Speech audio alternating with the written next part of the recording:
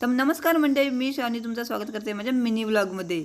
थंडी सुरू झाली आणि आम्ही पोपटी केला नाही असं तर झालाच नाही. दरवर्षी आम्ही पोपटी करतावच.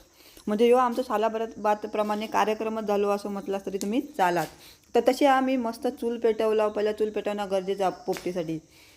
तर चूल पेटवला, सगळं साहित्य आधीच सकाळीच गोळा करून ठेवलेलं आहे. चिकन बिकन सगळं मॅरिनेट करून ठेवलेलं आहे. तर सगळा तयारी झाली ती सगळी मी ह्या एका मडक्यात सगळा कोंबून घेतलं आहे. पहिला चिकन बिकन सगळं पालो बिलो सगळं लावलं आहे.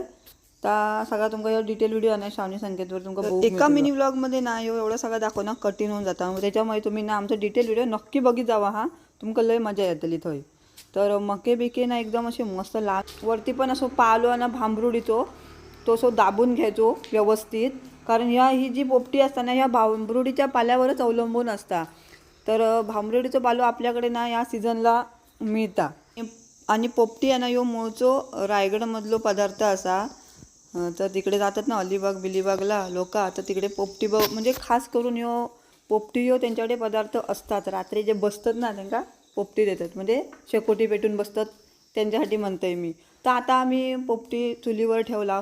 तर तुम्ही म्हणशाल पोपटी अशी काय शिजवलास, तर ते खड्डो पिड्डो पाडून आमका तर लय वैतागवाडी वाटत होता. त्याच्यामुळे आम्ही ही चुलीवर पोपटी शिजवला. तर 35 ते 40 मिनटात ना आमची पोपटी मस्तपैकी तयार झाली आणि व्यवस्थित चांगली अशी शिजलेली.